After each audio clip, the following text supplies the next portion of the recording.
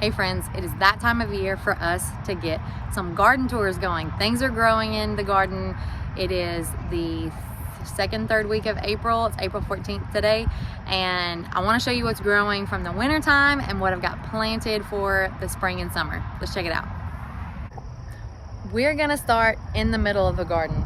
This bed is the main thing that you see from the road. Everyone that passes by sees all these sunflowers, and there's a lot here that's grown from the winter time. So if you see here, these sunflowers, they actually overwintered. A lot of these stayed right here, and I would just throw a cardboard box over it, and they did totally fine through the frost. The lowest we got here was like 29 one night, and the cardboard and a sheet was totally fine. I've got these calendula that have been here all winter long, and you can see I've been getting some wild blooms on this thing. This one actually has a lot of seeds on it, so I'm going to take it out and I'm going to harvest that to save those seeds right there. You can see those beautiful seeds that I'll be able to save and grow more of. Down here, this red vein sorrel was really pretty, but I don't love the taste of it, and it's definitely not as frost hardy as the regular garden sorrel. This sorrel right here is on the south side of the garden. So all summer long, this thing got the heat, and this is the only one in this bed that's going to seed, which tells me that it can grow all year. On the south side, it's gonna go to seed, so it's not gonna last as long, but I'm okay with that because I'm gonna be able to save seeds from this one, which is really gonna be ideal for me. I've also got some cucumbers that I just tucked in here the other day, some Indian blanket. This sorrel is doing just fine, no issues. I planted that there last spring. I've got some herbs in here that overwintered. This is dill that I'm letting flower for the bees. Oh, this is dill. I'm not certain what, oh, you are cilantro going to seed, and this one is dill. More of the sunflowers. I just planted this Tong Ho big leaf in here, and it kind of started going to flower in the seed tray, so I don't know how well that's gonna work out. This bed, the flowers have just taken over. The calendula has been here all winter and done great. I've got sunflowers that are popping up. The Indian blanket just will not stop, so I'm just letting it have that corner. I've planted some cherry tomatoes in the corners. I really need to top dress this bed, pull these weeds out, and put down some leaves to keep all that from growing.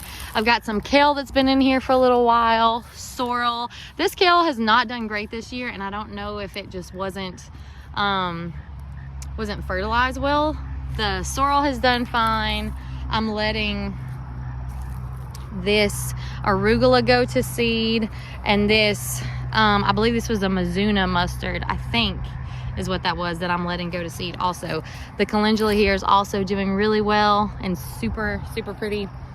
The long bed over here just didn't thrive. I think maybe the pH wasn't great on it, so I'm testing that to check that out. But this is gonna be this kale's last year. It's still growing, but it's really tall. This is the end of year 3, so we're gonna take that out. This kale is doing okay, but I need to be harvesting more of it. The calendula has been here all year. This is another Tong Ho big leaf that I put in here. It's kind of like a chamomile's cousin. I just planted some basil there. These are the window box Little Bites cherry tomatoes. These are a determinate cherry tomato that are gonna get about 12 to 18 inches tall and 12 to 18 inches wide. And I planted them right here because this is gonna be super easy for little gardeners to get in the garden. And I really want them to have a space and something that they can pick. So that's why that's there. I've got these little lemon drop marigolds that are so pretty. They're really petite.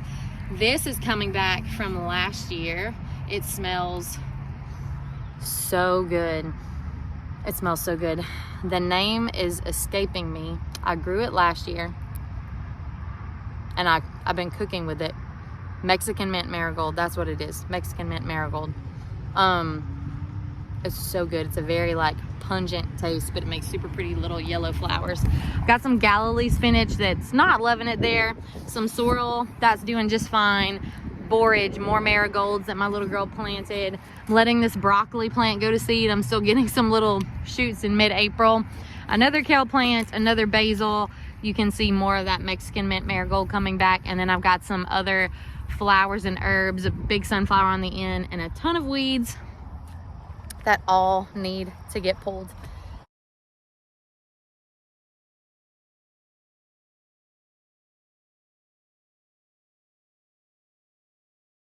Over here in this bed, our middle bed, I've got sunflowers that are volunteering in here. I've got some squash that's coming back, and I believe that this was maybe like a patty pan squash, I think. I've also got a roselle that I planted in here that I'm gonna let that take over this year. I've got another sunflower there, some lettuce going to seed, some peas that were growing right in there. And on the other side, I have planted some artichoke. I've got another roselle in there, and I've got some sweet meat squash seeds in the ground there. And I planted those because they're supposed to be more squash vine borer resistant, which is something I struggle with. So I'm really excited about that and hoping that it's gonna help. I'm gonna let that grow and trellis out that way. I've also got a cherry tomato there that I'm gonna let grow up that trellis. And we've got cilantro going to seed. So that bed is pulling a lot of work. This little bed I have added some soil to. You can see I've got some arugula that's going to seed. I planted some celosia. I've got some black-eyed Susan, some zinnias, and then I've also planted an atomic purple gomphrena in there. So this is all gonna be flowers. I may even add more soil because it doesn't look like it has a ton in it, and I think it'll do better with more, but we're gonna see how it does with what it's got. Then I've got an addition that I'm gonna be planting in my gardening class next week. In here, I've got some Swiss chard that just won't stop. It just keeps coming back. This one has some tomatillos that we're trying to grow in it, and some Mexican sunflower that are coming back. I grew carrots in here in the winter, but I don't see any left in there. But I do see a couple little carrots, little tiny carrots left in there. All of this needs to come out and get cleaned out. We've got a massive sunflower in there, more of that Mexican mint marigold, and I don't know what I'm gonna put in that one yet. I haven't figured that out. But for the other beds, I also planted an artichoke in here. This sorrel is just going crazy. Another sunflower, more sorrel. This was a pepper plant that I've just not taken out of there. And then we have our big beds in the garden. And I really struggled planting these because I was having this issue where this bed gets a lot of southern exposure, the sun coming through this way. This one is on the north side, and come wintertime, this bed that faces north, I really struggle to plant anything in it in the wintertime. Nothing really grows because anything that was on the trellis that I'm letting stay until frost is really shading it, and then it's just not getting what it needs. So I've been kind of racking my brain, and I've decided that this was my pepper bed last year and my roselle bed last year, and I'm gonna flip-flop that this year. So what I'm doing is planting a lot of determinate tomatoes in this bed on the left side of our trellis that is more north facing, and planting roselle in the middle. So in the front, I've got my comfrey. Comfrey's all going to seed. I've got lots of salvias and snapdragons and black-eyed Susan, sunflowers. I've got some different Gallardia, the Indian blanket, that's a Lorenzia yellow that's coming in there. The Mexican torch sunflower is reseeding everywhere. I'm gonna have to pick a lot of these out. This is a determinate tomato, and this is a determinate tomato. They're only gonna get about 3.5 feet tall, and they'll be ready to harvest within 90 days. So right in the middle of those is where I'm planting my roselle. So you can see I've got some cilantro on the corner. I've got some African daisies. I've got my borage, tomato, roselle. There's a sunflower on the end, a pepper in the back that I'm gonna be harvesting from that side. I've got some marigolds, a lot more Mexican sunflower that's coming up, another variety of a determinate tomato. This one's gonna be much smaller. Another roselle, marigolds, some calendula, and then on this side I've got a lot of peppers. I've got some habanadas, some buena mulata peppers. That's a fish pepper that's coming back up. This fish pepper is trying to come back up out of there. This is some dill going to seed and some window box cherry tomatoes on the end, more African daisies. So I have planted this way so that on the end I can be harvesting those peppers all the way through wintertime. And then when I take these tomatoes out in the late summer, the roselle is really gonna be able to thrive. It's gonna be able to spring up just like it did in the other bed, and it'll be able to fill in this whole side. The peppers will be able to have that side, and I'll be able to harvest that all the way up until frost. On my other side, the other bed, check out what I grew. Well, first, before we get there, more comfrey, more black-eyed Susans, Indian blanket. They just take over everything, wild and out. This is some coreopsis that somehow reseeded itself there. I grew beets, y'all, for my first time. I've been trying to grow beets for 5 years unsuccessfully, and I grew beets this year. This is the Calendula variety. Check out these beets. Look at that thing. Yeah, I pulled one today. I've got a couple in there. Look at that beautiful color. I'm so excited and so proud. It's taken me so long to grow beets. So I haven't pulled them out yet. I'm gonna pull them out next week, so I'm going on a trip. So I'm gonna be harvesting those soon. This head of lettuce, look at how massive this lettuce is. It's incredible. I just tasted it. It's actually not bad at all. It's starting to go to seed, or will probably go to seed soon, but it doesn't taste bad at all. It actually tastes really, really good, and I'm gonna be harvesting that to take with us for our trip. I'm gonna be planting peppers here along this row. There was a Mexican torch sunflower here, and I see the little seedlings come up. They're a yellow torch variety that's beautiful, so I'm just gonna let it. I'm gonna let it have that corner because it's so pretty. On the inside of the trellis over there, I have a random volunteer pepper, some chocolate Tasmanian cherry tomatoes, borage. I've got a roselle that's volunteering there and there and there, and so I'm gonna leave those in here and probably let those have that space, but I am gonna plant some eggplant in here that will grow in the meantime. And then on this end, I'm gonna be planting some pumpkins that I'm gonna build like a trellis on this side for, because last year the pumpkins did really good till they hit the ground, and then the squash vine borers came in and it was bad.